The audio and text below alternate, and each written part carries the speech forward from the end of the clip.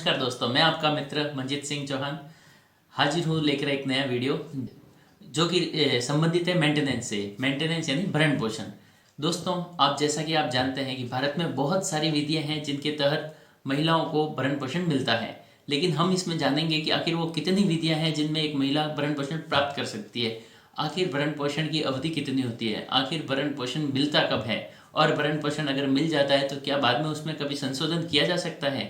इसके अलावा हम जानेंगे कि क्या एक महिला जो खुद अर्न कर रही है, खुद पैसा कमाती है, वो मेंटेनेंस प्राप्त कर सकती है। इसके अलावा हम ये भी जानेंगे कि एक पति क्या वो भी मेंटेनेंस प्राप्त कर सकता है। जी कि सुप्रीम कोर्ट ने 2020 में क्या नई गाइडलाइन जारी करी है मेंटेनेंस के संबंध में, वो सभी तथ्य आपको जानने बहुत जरूरी है, इसलिए अंत तक इस वीडियो के साथ जुड़े रहिएगा।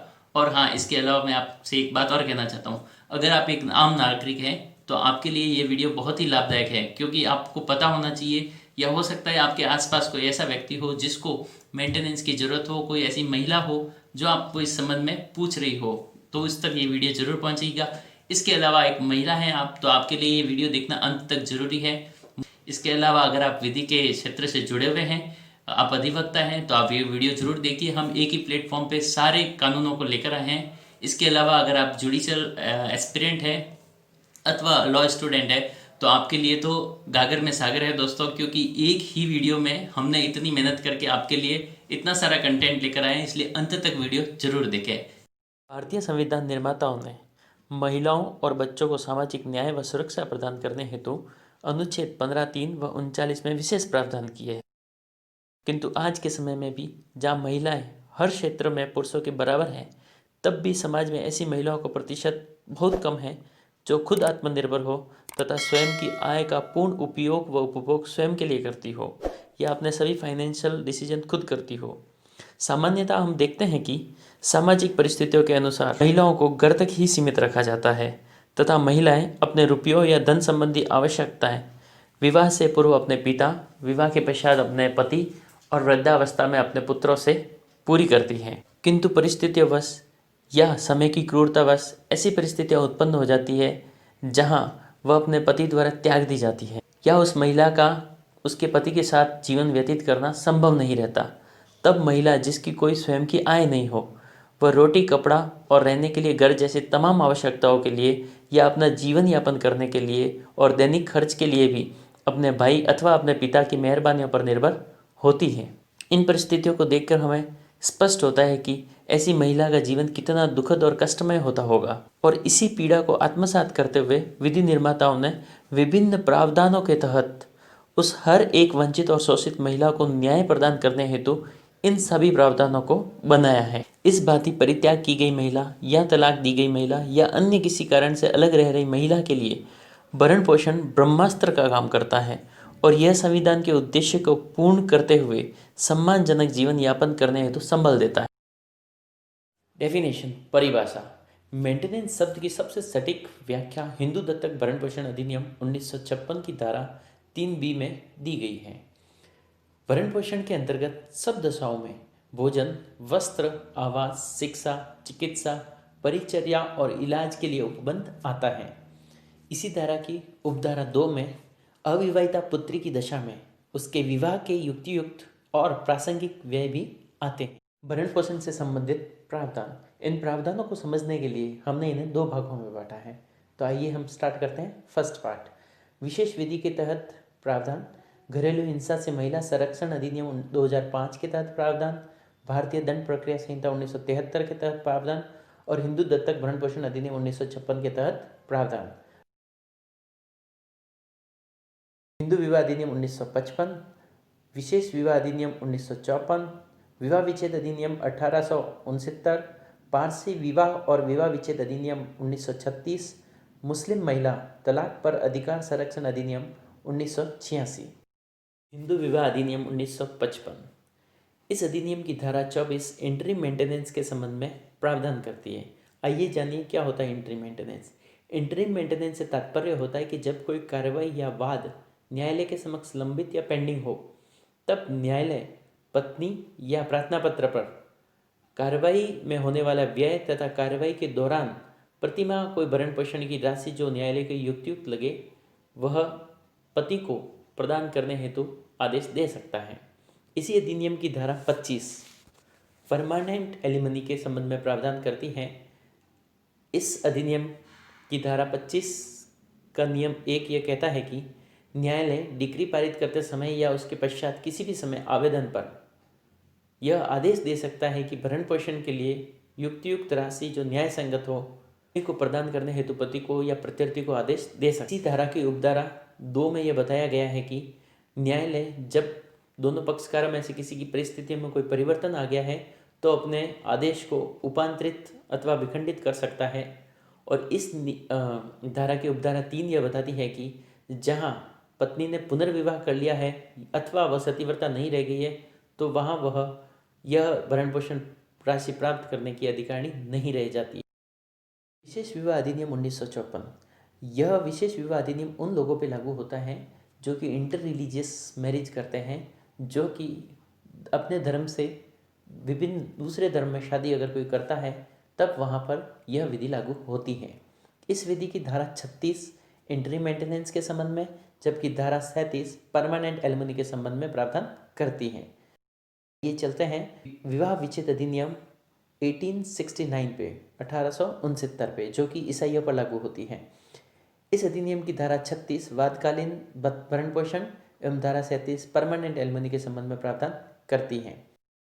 पारसी विवाह एवं विवाह विच्छेद अधिनियम 1936 इस अधिनियम की धारा 39 इंटरिम मेंटेनेंस के संबंध में, जबकि धारा 40 परमानेंट एलिमनी स्थायी भरण पोषण के संबंध में प्रावधान। मुस्लिम महिला तलाक पर संरक्षण अधिनियम 1986 इस अधिनियम की धारा 3(2) तलाकशुदा महिला को इद्दत की अवधि के दौरान पति से भरण पोषण प्राप्त करने का प्रावधान करती है और इद्दत की अवधि के पश्चात वह अपने पति से भरण पोषण प्राप्त नहीं कर सकती। मुस्लिम महिलाओं के इद्दत की अवधि के पश्चात भरण पोषण के अधिकार को उच्चतम न्यायालय द्वारा विभिन्न समयों पर दिए गए निर्णयों में प्रतिपादित किया गया है। एक मुस्लिम तलाकशुदा महिला जब तक पुनः विवाह नहीं कर लेती तब तक वह भरण पोषण प्राप्त करने की अधिकारिणी होती है।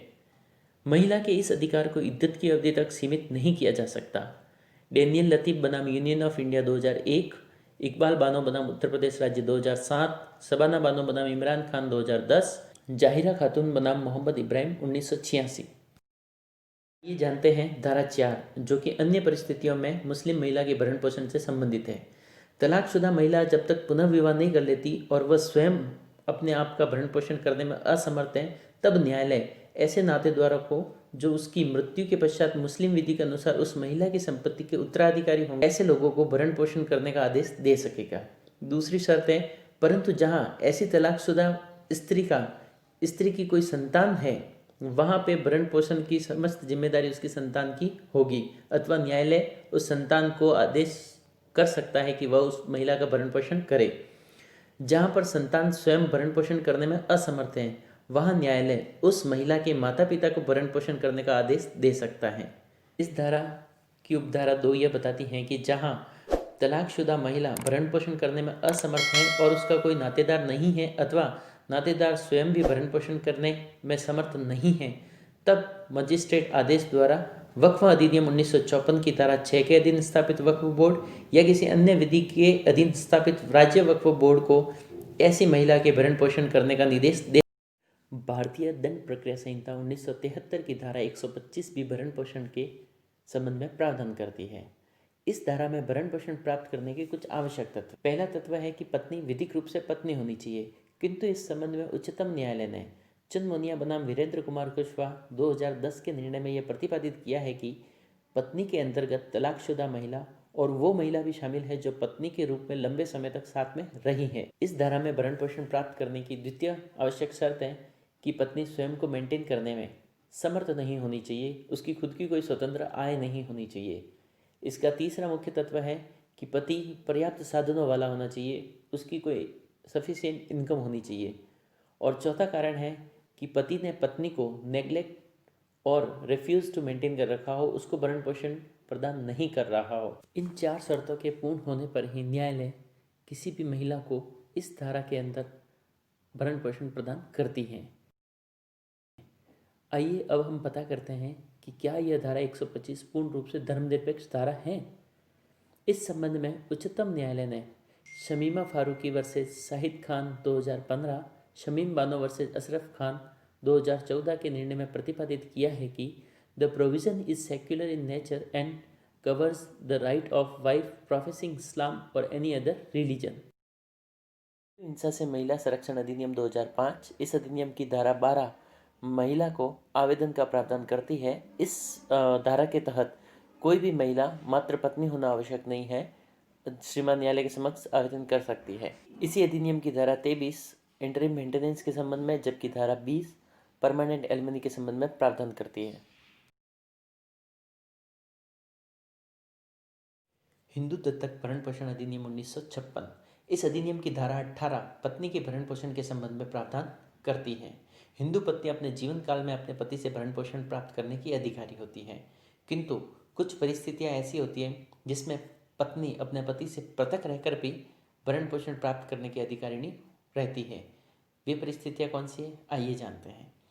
यदि पति ने बिना किसी युक्तियुक्त कारण के पत्नी का परित्याग या उपेक्षा की है, यदि उसका पति उसके साथ कोई क्रूरता का व्यवहार करता है, या पति किसी ऐसे रोग से या कुष्ठ रोग से पीड़ित है जहाँ पत्नी का उसके साथ रहना संभव नहीं है, यदि उसके पति की कोई अन्य पत्नी जीवित है, या पत्नी उपपत्नी रखता है या उपपत्नी के साथ अन्य किसी स्थान पर अभ्यासतः निवास करता है, या यदि पति ने धर्म परिवर्तित कर लिया है और अब वह हिंदू नहीं रह गया है, या अन्य कोई पृथक होने का न्यायोचित कारण जो न्यायालय को उचित लगे।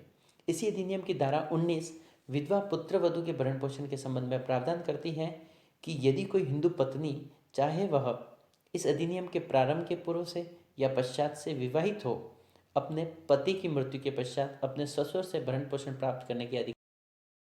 हाल ही में सुप्रीम कोर्ट में हुए निर्णय रजनीश बनाम नेहा में सुप्रीम कोर्ट ने यह अभिनिर्धारित किया है कि दोनों पक्षों को अपनी अपनी संपत्ति का ब्यौरा देना होगा। इस जजमेंट में गुजारा भत्ता तय करने के आधार क्या होंगे, इस बारे में सुप्रीम कोर्ट ने जो कहा है वो देखते हैं। श्रीमान सुप्रीम कोर्ट ने बताया है कि गुजारा भत्ते से जुड़े आदेश पारित करते समय पीड़ित पक्ष की पीड़ा और ज़रूरतों के अनुसार आदेश पारित करने को कहा गया है। इसके अलावा दोनों पक्षकार की उम्र और रोजगार, निवास का अधिकार, कामकाजी पत्नी के संबंध में छोटे बच्चों के गुजारे भत्ते और विकलांगता या स्थायी बीमारी पर विचार करने की नसीहत दी है।